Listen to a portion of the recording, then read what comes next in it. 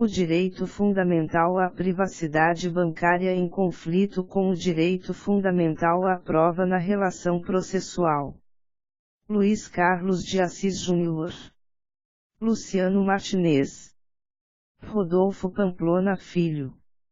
Resumo: o presente artigo versa sobre a colisão entre o direito fundamental à privacidade bancária e o direito fundamental à prova na relação processual, guiado pelo seguinte problema: havendo conflito entre o direito fundamental à privacidade bancária e o direito fundamental à prova na relação processual, qual deles deve prevalecer?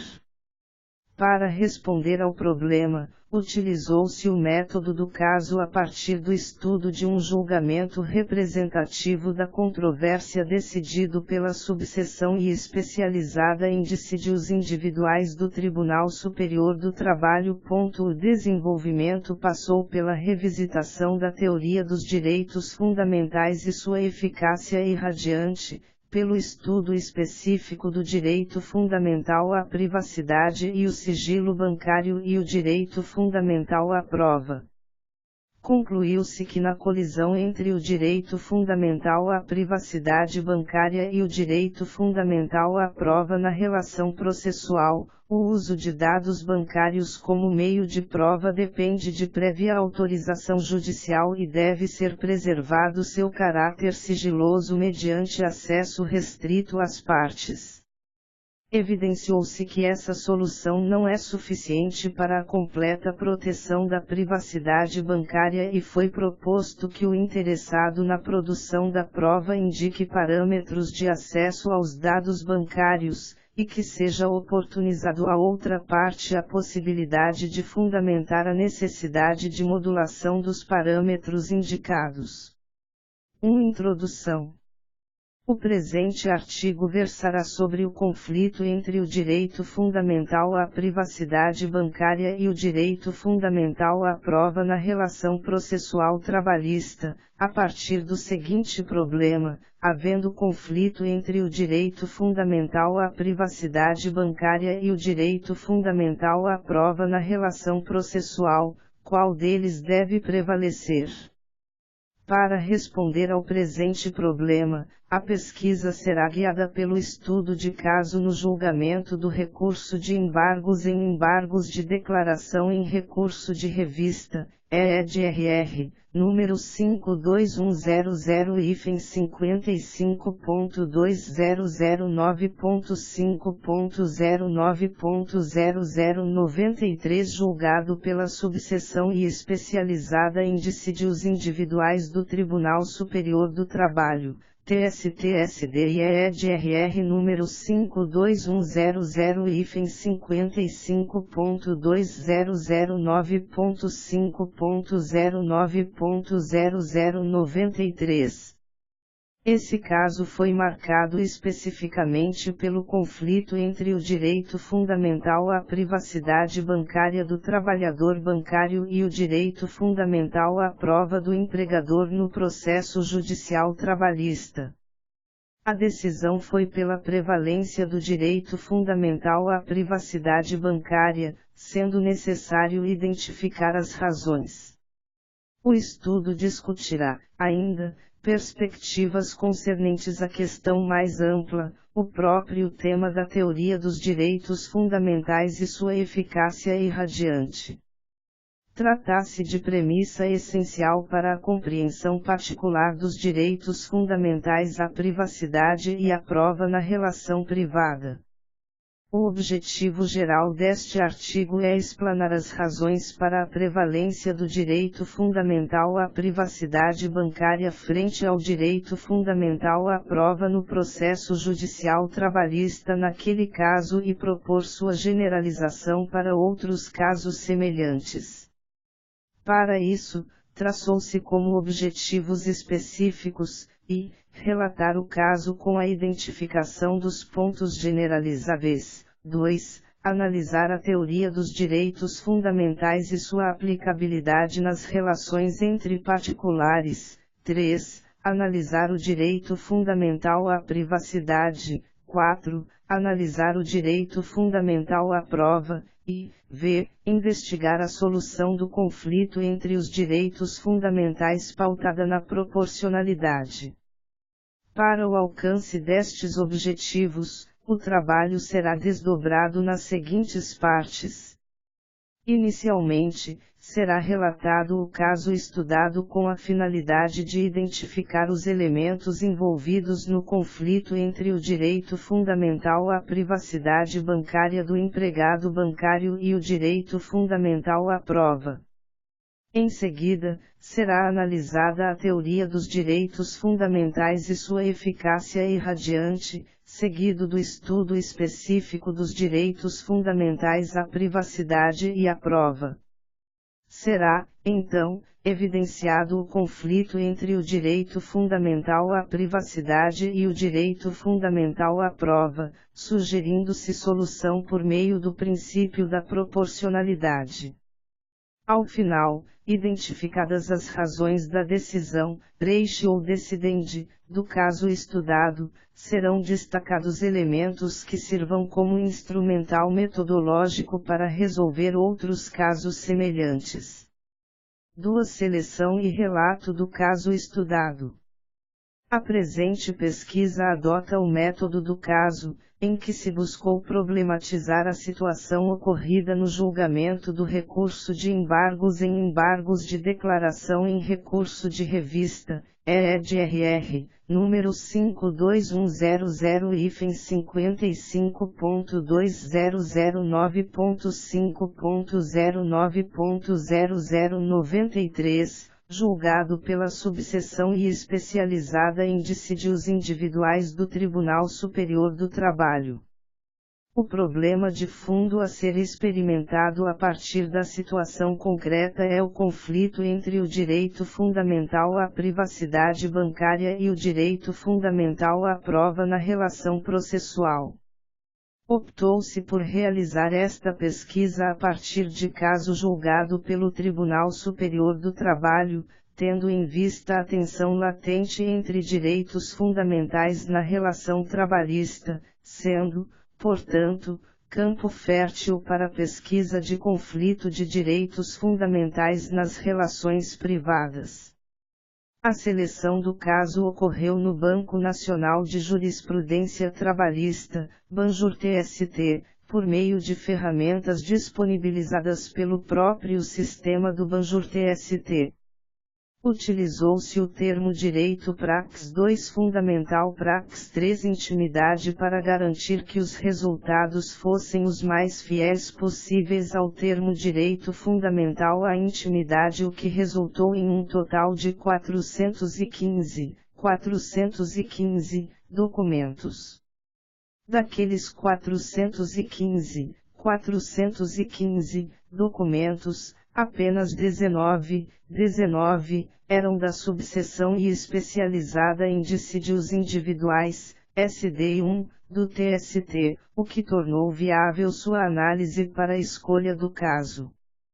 A escolha do caso dentre os julgados pela SD1 se deveu ao fato de que este órgão possui competência funcional para revisar decisões de turmas e unificar a jurisprudência do TST por meio do julgamento de embargos interpostos contra decisões da Verjandes e por meio do julgamento de recursos repetitivos.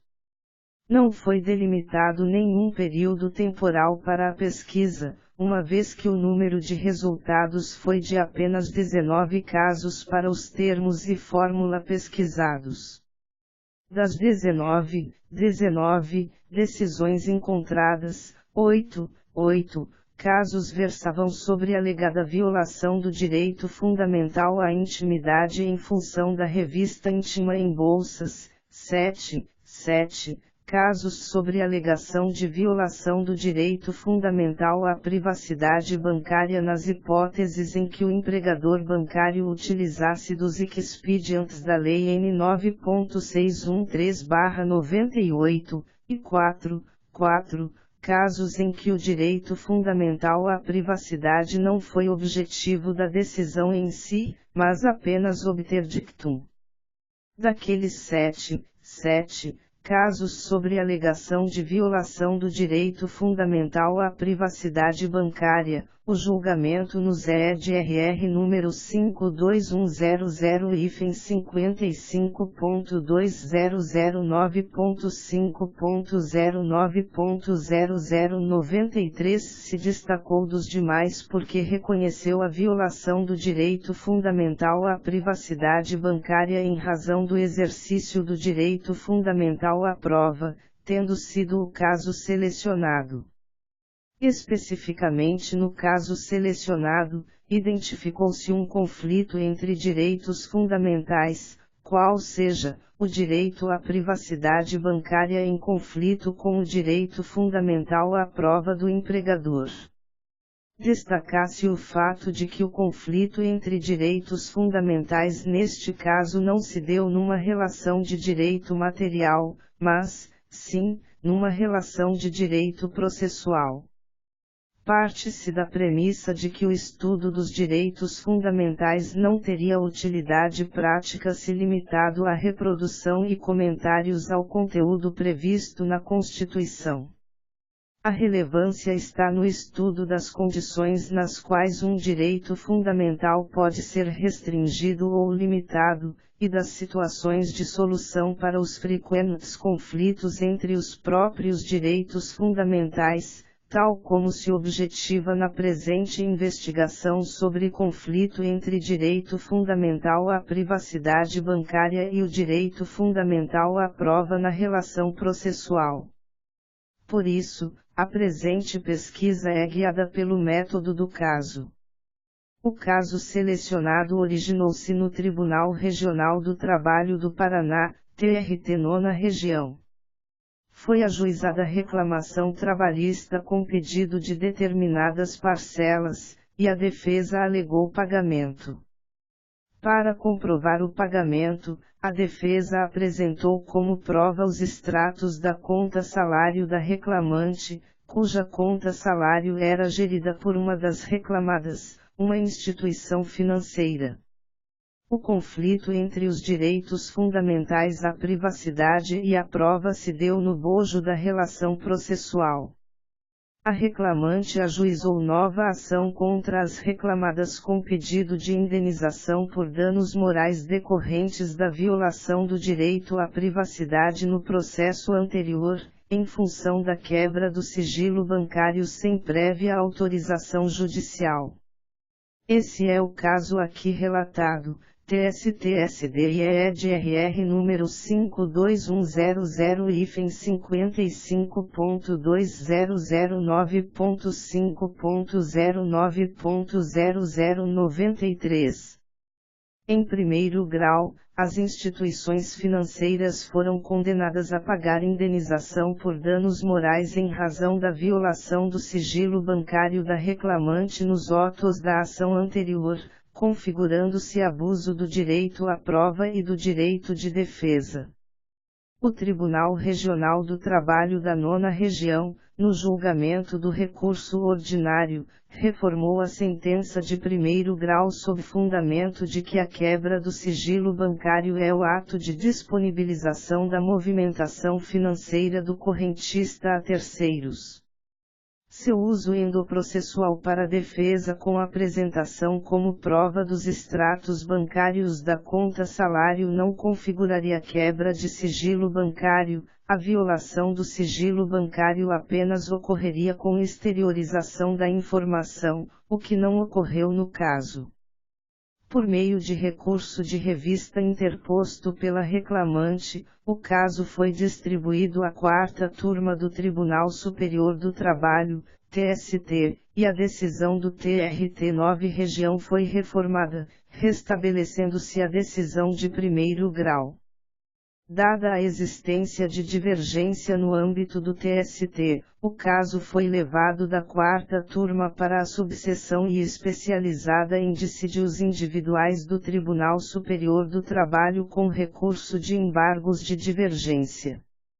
Em suas razões recursais, a recorrente, instituição financeira, pediu a exclusão da condenação à indenização por danos morais, alegando que, a tratou-se de meio de prova indispensável para o exercício da ampla defesa, pois era a única forma de comprovação dos reembolsos, através dos extratos da conta salário da reclamante. B. Os extratos bancários não foram disponibilizados a terceiros, mas apenas às próprias partes do processo, e o empregador era o próprio gestor da conta salário da empregada. C. Os extratos bancários foram autuados em apartado e mantidos em sigilo, com acesso restrito às partes. No julgamento, concluiu-se que configura ilicitude a quebra do sigilo bancário de empregado sem prévia autorização judicial com a finalidade de utilização dos dados prova em reclamatória trabalhista, mesmo que os dados sejam de acesso restrito às partes nos autos do processo. Nas razões de decidir identificou-se, ainda, que não configura ilicitude o acesso indiscriminado das contas bancárias para cumprimento de dever legalmente imposto pela Lei 9.613/98, crimes de lavagem de dinheiro, consistente na comunicação ao Conselho de Controle de Atividades Financeiras, COAF, de operações que constituam indícios de crimes de lavagem de dinheiro. O 2 graus do art. 11 da Lei 9.613/98 prescreve que as comunicações de boa-fé não acarretarão responsabilidade civil ou administrativa das instituições financeiras. Deste modo, especificamente em se tratando do conflito entre o direito à privacidade bancária e o direito à prova na relação processual entre o empregado bancário e a instituição financeira, restou decidido que a quebra do sigilo bancário do empregado com a finalidade de utilização dos dados da movimentação de sua conta corrente como meio de prova em reclamatória trabalhista sem prévia autorização judicial configura ilícito e gera o dever de indenizar. Relatado o caso, evidenciou-se um problema de conflito de direitos fundamentais na relação processual, qual seja, um conflito entre o direito fundamental à privacidade bancária e o direito fundamental à prova. Para a compreensão do conflito e evidência de sua solução, será investigada a teoria dos direitos fundamentais, bem como estudado o direito fundamental à privacidade bancária e o direito fundamental à prova. 3. Teoria dos direitos fundamentais e sua eficácia irradiante. A teoria dos direitos fundamentais tem por finalidade a definição de conceitos básicos e elaboração de métodos de solução de problemas e interpretação envolvendo os direitos fundamentais em si ou em colisão, de Moles, Martins, 2011 p. 20. Os direitos fundamentais são instrumentos e, ao mesmo tempo, resultado de um embate contra o poder, ou, ainda, trunfos contra a maioria, Novaes, 2010 p. 320.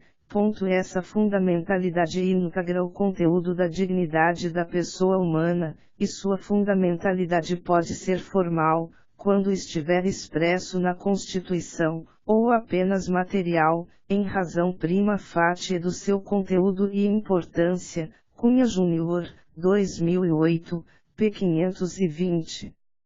Entende-se que o ordenamento jurídico brasileiro reúne os 3 elementos necessários à identificação de direitos fundamentais: Estado, indivíduo e texto normativo que regula a relação entre Estado e indivíduos, de Moles, Martins, 2011 p. 22 e 24.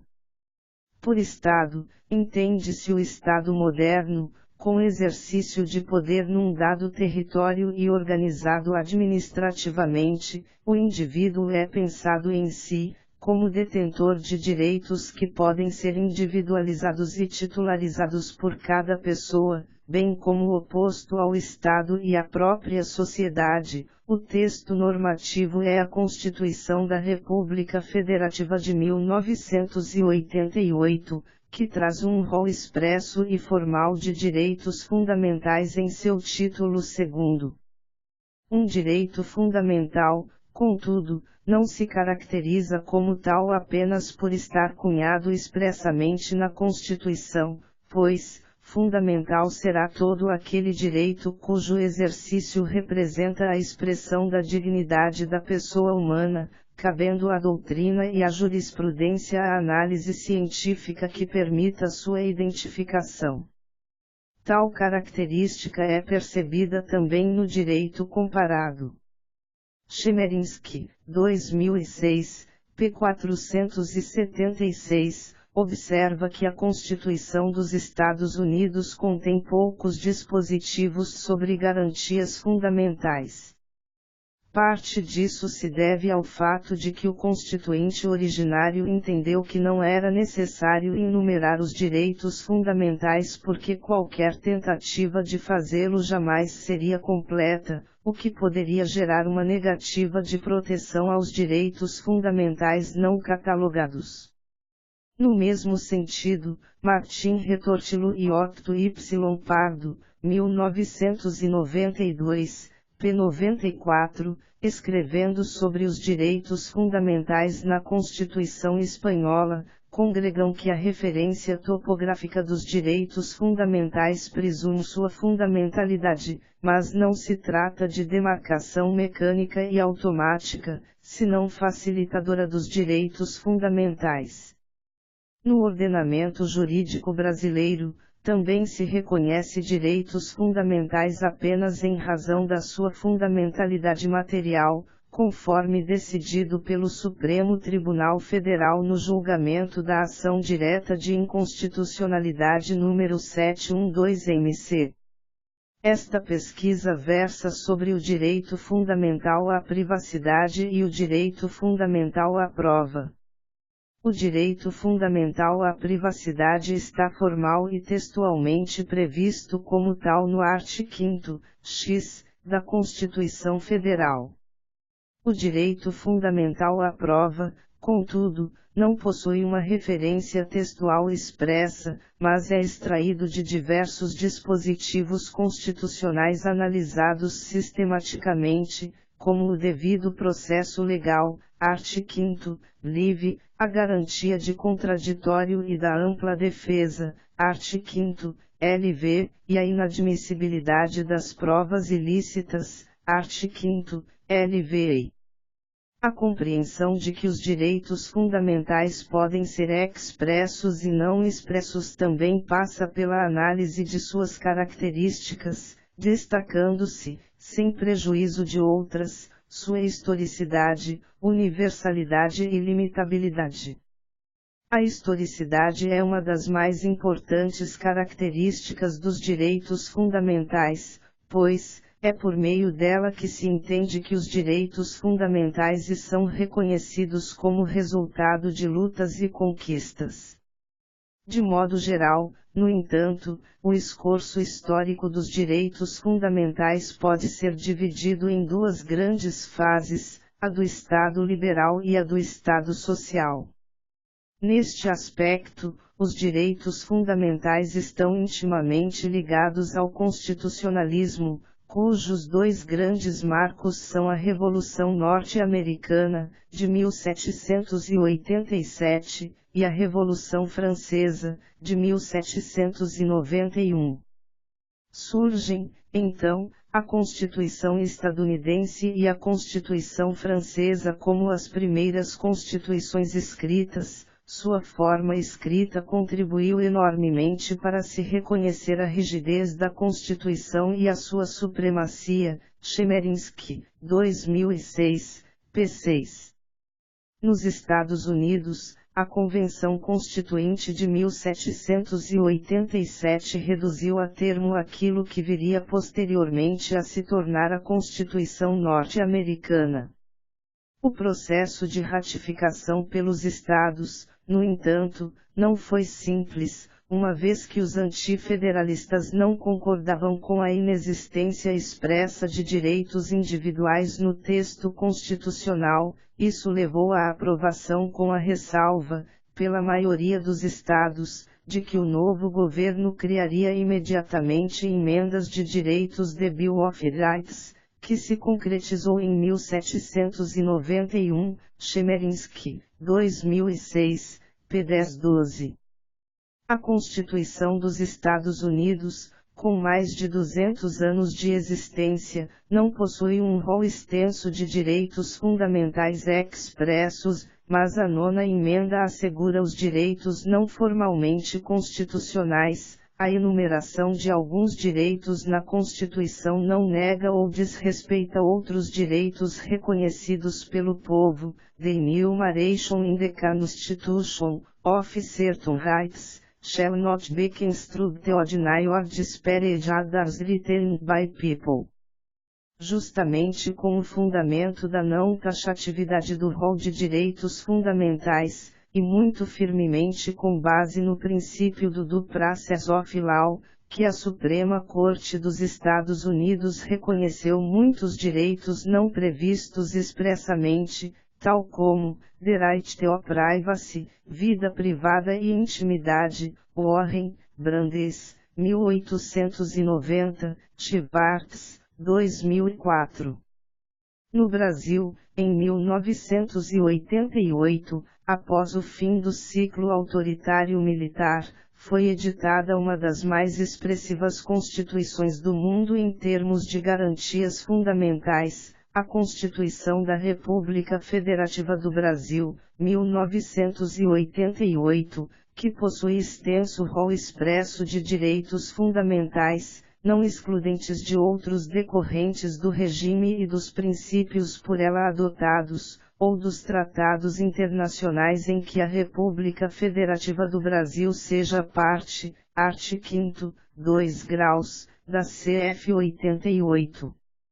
A Constituição Federal de 1988 prescreve como um dos fundamentos do Estado democrático de direito à dignidade da pessoa humana, um princípio superior cuja definição é muito mais conteudística, definir-se pela concretização dos direitos individuais, sociais, políticos, difusos, etc., do que conceitual.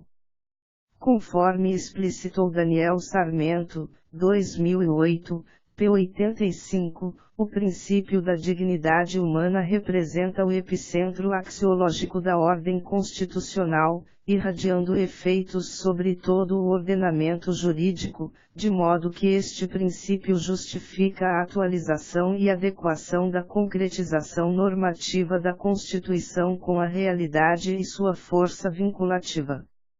De outro lado, os direitos fundamentais gozam de universalidade e limitabilidade. A universalidade dos direitos fundamentais não significa sua uniformidade global, haja vista a pluralidade do ser humano no que tange aos seus valores e suas necessidades no tempo e no espaço, significa, sim, que todos os seres humanos são destinatários de direitos fundamentais fixados conforme a consciência geral e o consenso de sua comunidade em cada momento histórico e lugar. Há, porém, certa convergência no que tange aos direitos fundamentais perceptível nos tratados internacionais sobre os direitos humanos, tais como a Declaração Universal dos Direitos Humanos e a Convenção Americana de Direitos Humanos, entre outros. A própria Constituição Federal de 1988, em seu artigo 5º, 3 graus, prescreve processo legislativo especial que possibilita a incorporação de tratados internacionais sobre direitos humanos com status de emenda constitucional, o que equivale ao reconhecimento formal de novos direitos fundamentais.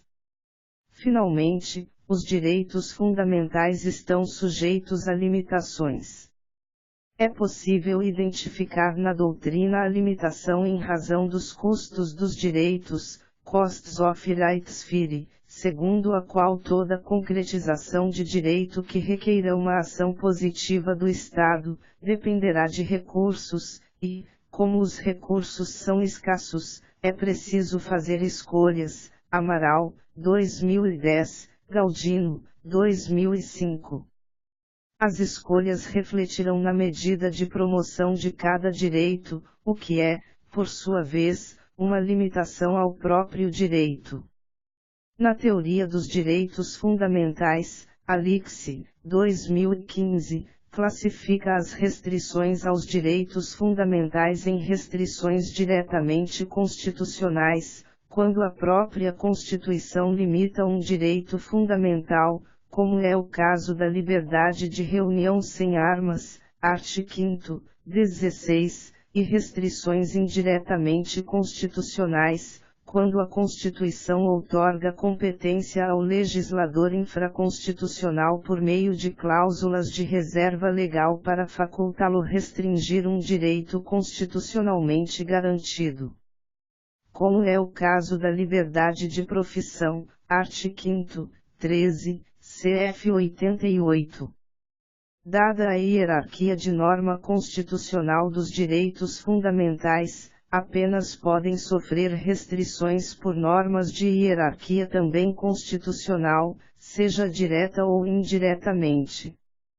Contudo, pelos limites aos limites, ou restrições das restrições, a limitação aos direitos fundamentais nunca poderá ser total, devendo-se preservar seu núcleo essencial, de Moles, Martins, 2011 p. 159, por ser cláusula pétrea, art. 60, 4 graus, quarta, da CF. Os direitos fundamentais podem sofrer restrições, ainda, quando entram em colisão no caso concreto.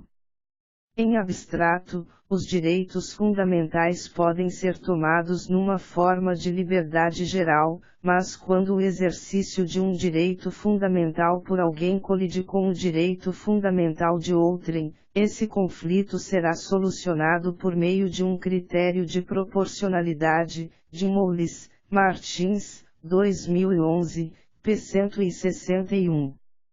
Um dos direitos fundamentais cederá em relação ao outro, o que não significa, contudo, invalidação de qualquer deles.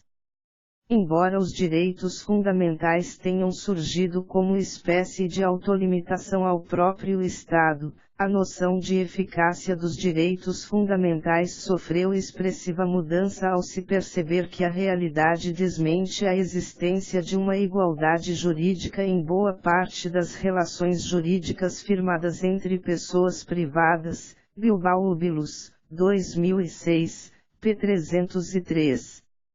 Essa percepção levou ao desenvolvimento da teoria da eficácia irradiante, também conhecida eficácia horizontal ou direta dos direitos fundamentais, segundo a qual os direitos fundamentais são oponíveis aos próprios particulares e as normas de direito fundamental possuem aplicabilidade imediata nas relações privadas.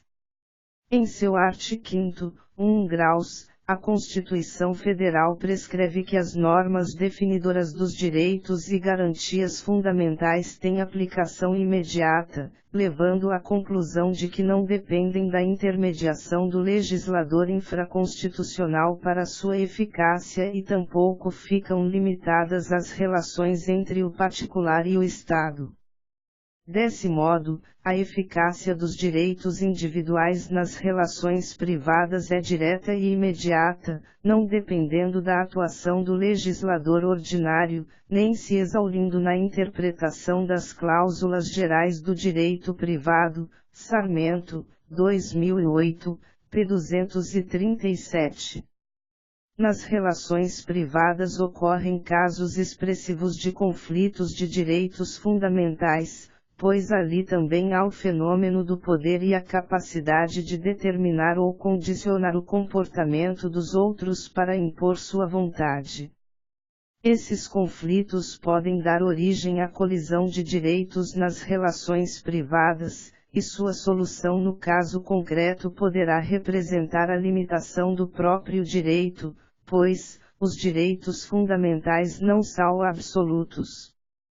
Todo direito fundamental está sujeito a limites, mas nenhum direito fundamental poderá ser gratuitamente violado. No presente estudo, a investigação recai sobre a violação do direito fundamental à privacidade bancária em razão do exercício abusivo do direito fundamental à prova na relação processual. 3.1 O direito fundamental à privacidade e o sigilo bancário. A Constituição Federal de 1988, em seu artigo 5º, x, dissociou a intimidade da vida privada, deixando claro tratar-se de dois distintos direitos fundamentais. Deixou a cargo dos estudiosos, porém, a definição do âmbito de incidência, do conteúdo e do conceito de cada um deles. A definição de ambos é regida pelo princípio da exclusividade, responsável por assegurar o caráter exclusivo das informações que compõem a vida, o modo de ser e os segredos de uma pessoa. Maria Isabel de Azevedo Souza, 2008, p. 308, define o princípio da exclusividade como aquele que tutela o direito do indivíduo de estar só e a possibilidade de excluir do conhecimento de terceiros aquilo que a ele só se refere, e que diz respeito ao seu modo de ser no âmbito da vida privada. A par desse princípio, Roxana Borges, 2007, p. 163, explica que o direito à privacidade visa permitir à pessoa excluir do conhecimento de terceiros seus sentimentos, orientações ou comportamentos culturais, religiosos, sexuais, domésticos, protege do conhecimento alheio o modo de ser da pessoa.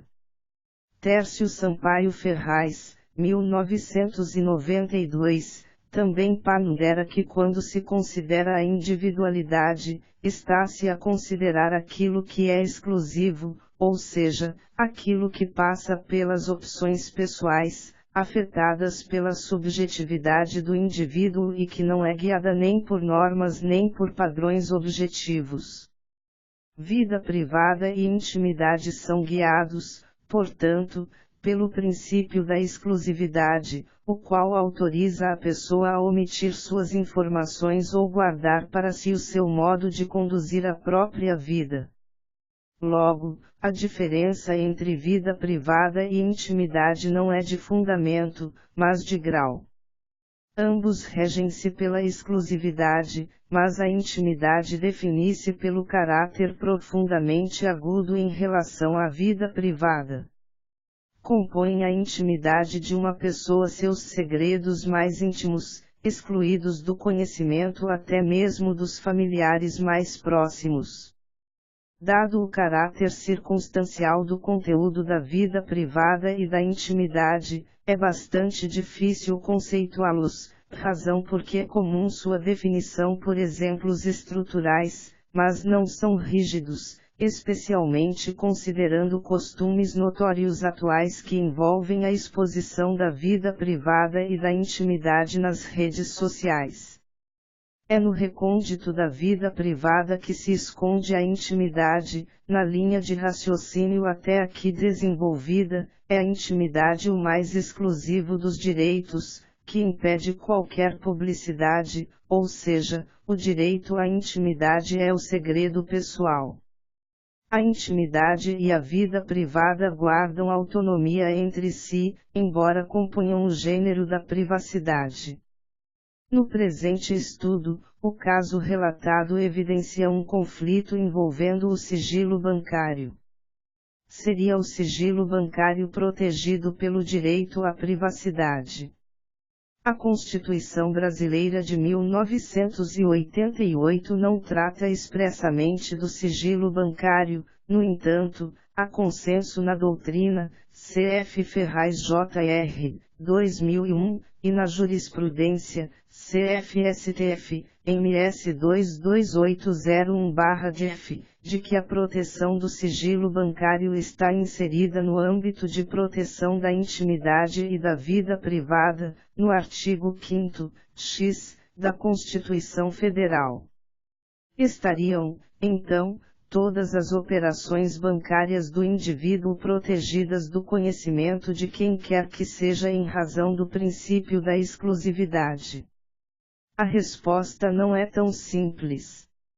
Uma pesquisa pelo termo sigilo no texto constitucional revela que a Constituição brasileira não protege apenas o sigilo no âmbito privado, art. 5º, x. CF/88, mas também protege o sigilo no interesse da sociedade e do próprio Estado, art. 5º, st. CF/88, e até mesmo excepciona o sigilo protetivo da intimidade caso possa prejudicar o interesse público à informação, art. 93, nona, CF/88.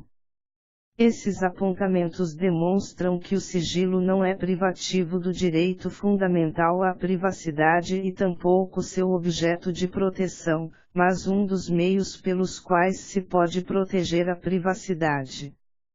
A Constituição brasileira também se vale do sigilo para a proteção do interesse público, em especial a proteção da segurança da sociedade e do Estado, art. 5º, st. CF/88. O sigilo, portanto, é instrumental. Ferraz Júnior. 2001, explica que o sigilo bancário é interpretado como sigilo de dados, uma vez que as operações bancárias são armazenadas em bancos de dados. A Constituição Brasileira de 1988 utiliza a palavra dados vinculada às comunicações telefônicas, em seu art. 5º, 12. Na época de sua promulgação, quando a tecnologia informática era incipiente, o conhecimento sobre dados informáticos era bastante limitado comparado aos dias atuais, mas o Constituinte protegeu o sigilo de dados telefônicos, bem como a comunicação em si. Ao proteger a correspondência e a comunicação, art. 5º, 12, CF/88, o Constituinte garantiu a liberdade do indivíduo de estabelecer relações em sua vida privada, art. 5º, x. CF/88, seja por meio de correspondência escrita ou telefônica. Embora a comunicação e a transmissão de dados sejam livres de interceptação e intromissão, os dados em si estão sujeitos à requisição pela autoridade judiciária. Ferraz Júnior, 2001. Diferentemente de uma correspondência escrita, a comunicação telefônica não preserva os dados da mensagem, de modo que a única forma de guardá-los é por meio da interceptação telefônica. Daí porque o Constituinte excepcionou a privacidade na comunicação telefônica para fins de investigação criminal ou instrução processual penal, por ordem judicial. Percebe-se, portanto, que a preocupação do Constituinte é garantir a liberdade dos indivíduos em suas relações e, ao mesmo tempo, preservar os dados informáticos em sigilo. Nas relações bancárias ou financeiras, o indivíduo tem a liberdade de realizar operações de crédito diversas, ativas e passivas, com a sua instituição financeira, e isso compõe sua privacidade. A instituição financeira compete conservar o sigilo sobre essas operações, art. 1º da LC 10520001. O acesso aos dados poderá ocorrer mediante quebra do sigilo para fins penais, art. 1º, 4 graus, da LC 10520001, por ordem do Poder Judiciário, preservado o seu caráter sigiloso mediante acesso restrito às partes numa determinada causa, art. 3º da LC 10520001, para o exercício das competências constitucionais e legais do Poder Legislativo Federal, art. 4º da LC 10520001, para o exercício de competências constitucionais e legais das comissões parlamentares de inquérito, 1º e 2º do art. 4º da LC 1052001, bem como para fins fiscais, conservando-se em sigilo o resultado dos exames, as informações e os documentos, art. 6º da LC 1052001. Deste modo, o direito à privacidade do indivíduo abrange, também, as suas relações bancárias, isto é, no âmbito da autonomia privada, o sigilo bancário é uma das expressões do direito de personalidade que se traduz em ter suas atividades e informações bancárias livres de ingerências ou ofensas, qualificadas como arbitrárias ou ilegais, STF, Re 601314/SP. Contudo, esse sigilo não é absoluto e poderá ser devassado em determinadas hipóteses legais. A privacidade está em incessante conflito com outros direitos, inclusive com o direito fundamental à prova, que será analisado no próximo tópico. 3.2 O direito fundamental à prova. A Constituição Federal assegura a todos o devido processo legal, art. 5º, livre, e o direito ao contraditório e à ampla defesa, com todos os meios e recursos a ela inerentes, art. 5º, LV. Não há um texto expresso que indique o direito fundamental à prova, mas, a norma não se confunde com o texto legislativo, e o texto legislativo não corresponde, necessariamente, a uma norma. As normas são os sentidos construídos a partir da interpretação sistemática de textos normativos, Ávila, 2006, p. 30. O exame sistemático daqueles dispositivos devido processo legal, contraditório e ampla defesa leva à norma do direito fundamental à prova. Em qualquer processo judicial, a prova é destinada a convencer o julgador acerca dos fatos alegados. Para que a parte tenha a aptidão de convencer o juiz, é preciso garantir-lhe adequadas condições processuais, ou seja, os meios e recursos inerentes ao exercício da sua defesa. Essa interpretação está presente no constitucionalismo moderno, em que o direito à prova decorre das próprias garantias do devido processo legal, do contraditório e da ampla defesa, Portela, 2015. Para uma justa prestação jurisdicional, é preciso que o processo seja legalmente devido, aí residindo a garantia de um direito fundamental à prova. Diante da imprescindibilidade da prova para a tutela jurisdicional mais justa, é que se afirma que o direito à prova é um direito fundamental de matriz principiológica no contraditório e na ampla defesa, Frois, Reinas, Pereira, 2012. Os direitos ao contraditório e à ampla defesa possuem dimensão substancial e formal. Em sua dimensão formal trata-se da mera integração da parte à relação processual, e sua dimensão substancial, na qual está inserido o direito fundamental à prova, representa a real possibilidade de a parte influenciar na decisão do juiz, Didier Jr. Fredier, Oliveira, Rafael A. Braga, Paula S. 2015. Para que seja dada real oportunidade de a parte influenciar na decisão do juiz, é preciso que os argumentos da parte sejam levados em consideração na decisão, nas razões de decidir. Em outras palavras, a prova produzida pela parte deve ser examinada e considerada pelo juiz em sua fundamentação.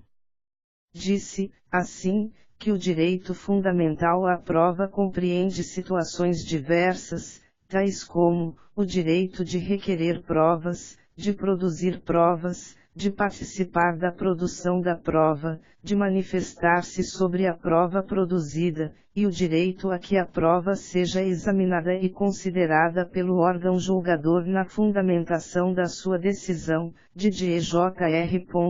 Fredier, Oliveira, Rafael A. Braga, Paula S. 2015. Há, inclusive, uma preocupação universal em se assegurar o direito fundamental à prova percebida na sua previsão em 2 tratados internacionais dos quais o Brasil é parte signatária, a Convenção Americana de Direitos Humanos, Pacto de San José da Costa Rica, incorporada pelo Decreto 678/79, artigo 8º, e o Pacto Internacional dos Direitos Civil e Políticos, incorporado pelo Decreto 592/92, em seu artigo 14.1, alínea I, confronte com Pros, Carla Velli, Reinas, Cássia CH, Pereira, Sara CDD. 2012. Dada a sua imprescindibilidade para o funcionamento do sistema processual e para a própria tutela jurisdicional efetiva, o direito à prova é um direito fundamental. Tratando-se de um direito fundamental, o direito à prova, também, não é absoluto, e isso ocorre porque a Constituição não protege apenas um valor, mas vários. Isso está evidenciado na própria Constituição Federal, em seu artigo 5º, LVI, segundo o qual são inadmissíveis, no processo, as provas obtidas por meios ilícitos. Neste marco, evidencia-se o problema desta pesquisa, o conflito entre o direito fundamental à privacidade e o direito fundamental à prova. Ambos são protegidos na Constituição Federal, mas a própria Constituição estabeleceu que a prova ilícita não será admitida no processo, sendo necessário estabelecer o conceito da prova ilícita, seus limites e se a violação da privacidade para a obtenção da prova configura um ilícito. O termo prova ilícita é entendido de forma ampla e compreende a prova que contraria qualquer norma do ordenamento jurídico, Didier Jr. Fredier, Oliveira, Rafael A. Braga, Paula S. 2015, p. 95. Embora se possa encontrar distinção conceitual entre a prova ilícita, violação de normas de direito material, e a prova ilegítima, violação de normas procedimentais, a prova ilícita decorre indiscriminadamente de qualquer violação normativa. A ilicitude da prova também reside na violação de direitos fundamentais, DEDA, 2006, p. 121. A prova obtida em violação a um direito fundamental será considerada prova ilícita, nos termos do artigo 5º, LVI, da Constituição Federal. Percebe-se, aqui, a erupção de conflitos entre direitos fundamentais, pois, o próprio direito à prova é um direito fundamental. Nesse contexto conflituoso entre o direito fundamental à prova e outros direitos fundamentais, põe-se em evidência a questão dos direitos de personalidade, especialmente em função do progresso tecnológico que permite e até estimula uma maior exposição das pessoas. Por exemplo, as redes sociais atraem centenas de milhares de pessoas que expõem sua imagem, sua privacidade e até sua intimidade em merais virtuais.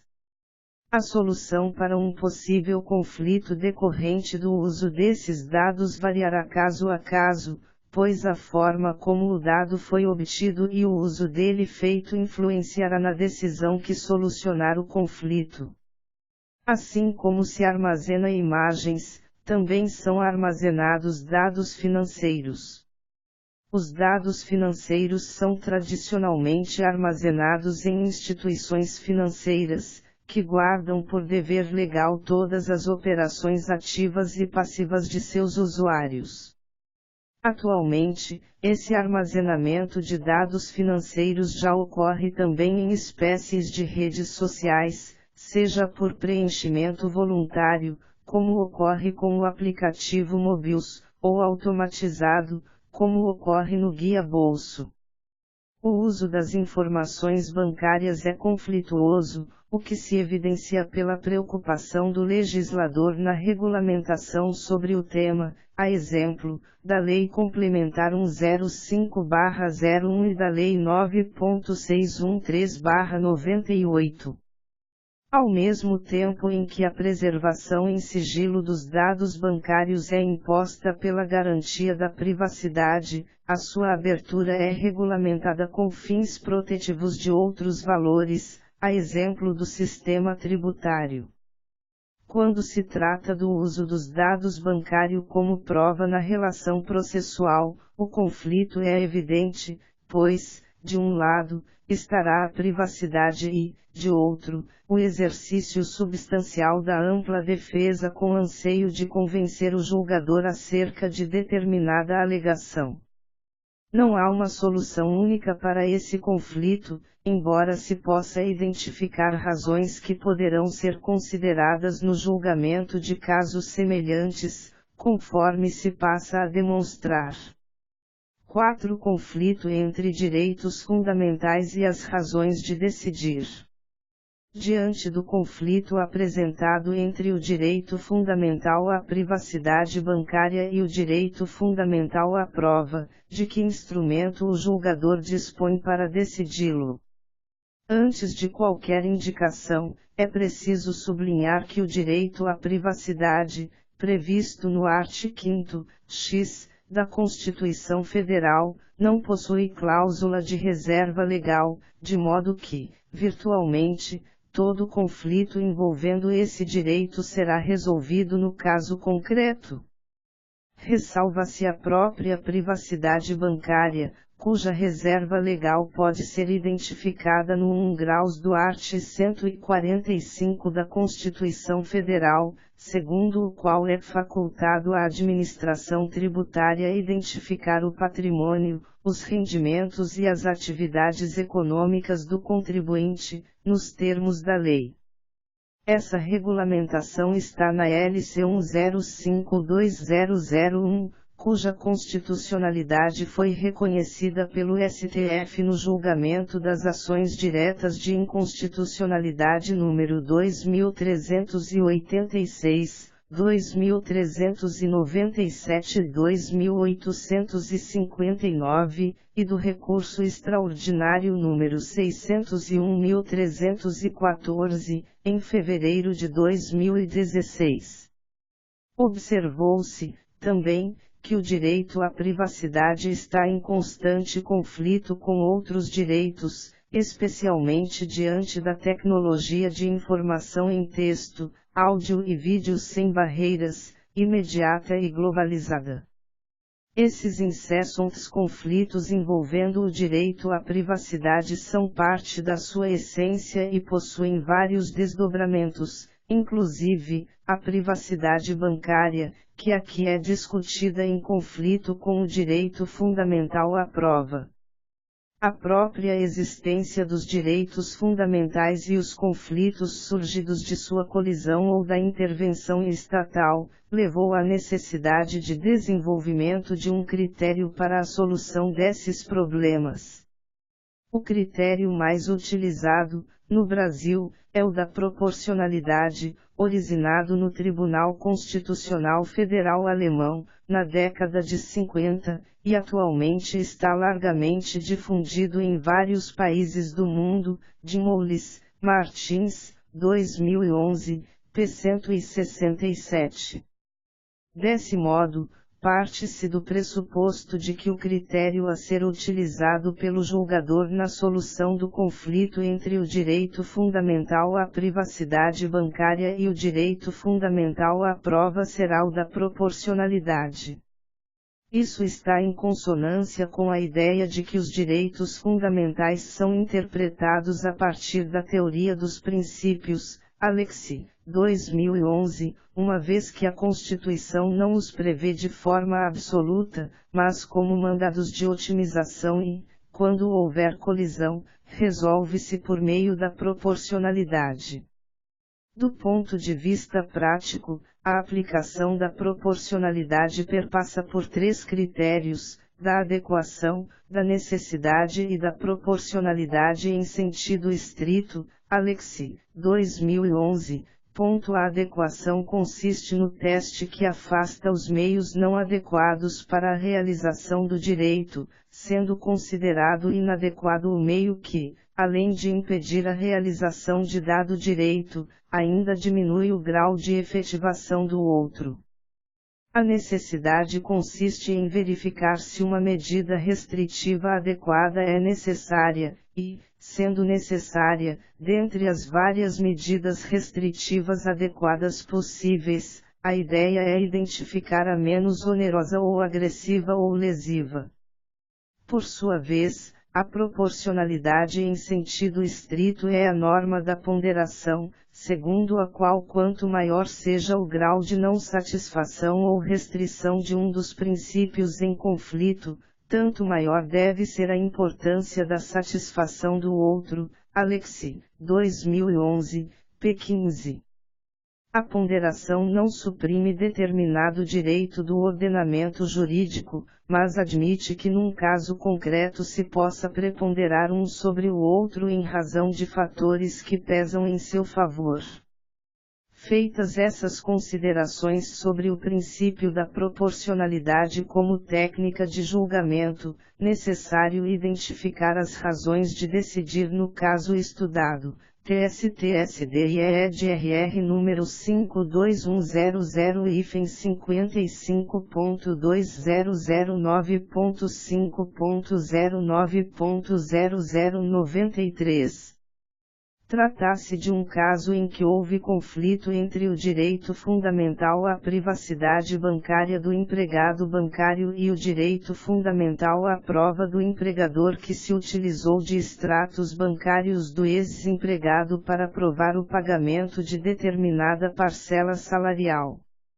No caso, decidiu-se que, configura ilícito a quebra do sigilo bancário de empregado de intuição financeira, com a finalidade de utilização dos dados da movimentação de sua conta corrente como meio de prova em reclamatória trabalhista, caso em que haverá o dever de indenizar. 2. Não configura ilícitos e o uso dos extratos bancários ocorrer com prévia autorização judicial. 3. Não configura ilícito o acesso indiscriminado das contas bancárias para cumprimento de dever legalmente imposto pela Lei 9.613/98, crimes de lavagem de dinheiro, consistente na comunicação ao Conselho de Controle de Atividades Financeiras, COAF, de operações que constituam indícios de crimes de lavagem de dinheiro. Colocado dessa forma, eis que surge o problema de se saber se a decisão que considerou ilícito o uso dos extratos bancários pelo empregador bancário foi acertada ao concluir pela preponderância do direito à privacidade bancária frente ao direito à prova do empregador bancário. O caso estudado teve a seguinte peculiaridade: os extratos bancários do empregado foram mantidos em autos apartados em segredo de justiça, mas ainda assim o acesso aos extratos bancários sem prévia autorização judicial foi considerado ilícito. Seria a manutenção dos dados em segredo de justiça suficiente para afastar a ilicitude e garantir o direito à prova frente à privacidade. Embora o segredo de justiça do processo possa, à primeira vista, acomodar a colisão entre o direito à privacidade bancária e o direito à prova, não é suficiente para garantir o direito à privacidade. Se isso fosse permitido, qualquer instituição financeira se sentiria autorizada a trazer as movimentações bancárias de alguém para o processo em segredo de justiça, mesmo sem prévia autorização judicial. A garantia do segredo de justiça poderia desvirtuar o uso dos dados sob pretexto de se estar exercendo o direito fundamental à prova. Além do mais, a Constituição Federal não ressalva o direito à privacidade nos casos em que houver segredo de justiça. O dever da instituição financeira de guardar sigilo sobre as operações ativas e passivas do sujeito não lhe confere o direito de se valer dessas informações sponte propria para nenhuma outra finalidade, a não ser aquela estritamente prevista em lei. Como visto acima, essas situações vêm previstas na Lei Complementar 10520001 e na Lei 9.613/98, não estando contemplada a possibilidade de trazer extratos bancários ao processo pelo simples fato de tramitar em segredo de justiça. Deste modo, mesmo que os extratos bancários sejam mantidos em segredo de justiça, não é dado ao particular se valer de seu acesso privilegiado aos dados bancários de alguém para utilizá-los como prova num processo judicial. O legislador infraconstitucional, ao regulamentar o 1 graus do art. 145, da Constituição Federal, não permitiu que o particular gozasse daquela prerrogativa do art. 6º da LC 10520001 para o exercício do seu direito fundamental à prova.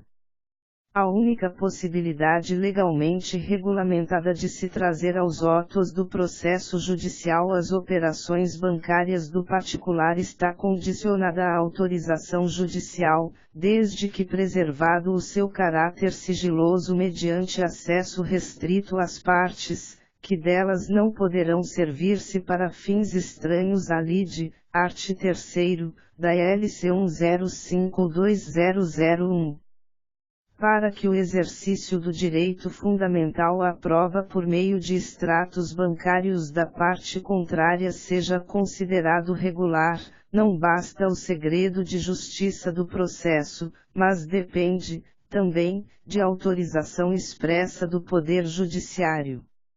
O simples fato de uma das partes no processo ser instituição bancária não lhe dá o direito de se valer dos extratos bancários da parte contrária sem autorização judicial, pois a lei lhe impõe o dever de guardar as operações em sigilo, art. 1º da LC 10520001, mas não lhe confere a prerrogativa de uso indiscriminado. Se o fizer, restará configurado o abuso de direito e, portanto, violação da privacidade bancária. Essa foi a razão de decidir no julgamento do caso aqui estudado, TST-SDIE-DRR número 5210055.2009.5.09.0093, isto é, a tese jurídica fixada foi a de que as instituições financeiras, mesmo tendo os dados bancários da parte contrária em seus bancos de dados, só poderão deles se valer como prova no processo judicial mediante prévia autorização do juiz e preservado o seu caráter sigiloso mediante acesso restrito às partes. Ainda persiste a necessidade de se fazer algumas considerações sobre essa tese identificada.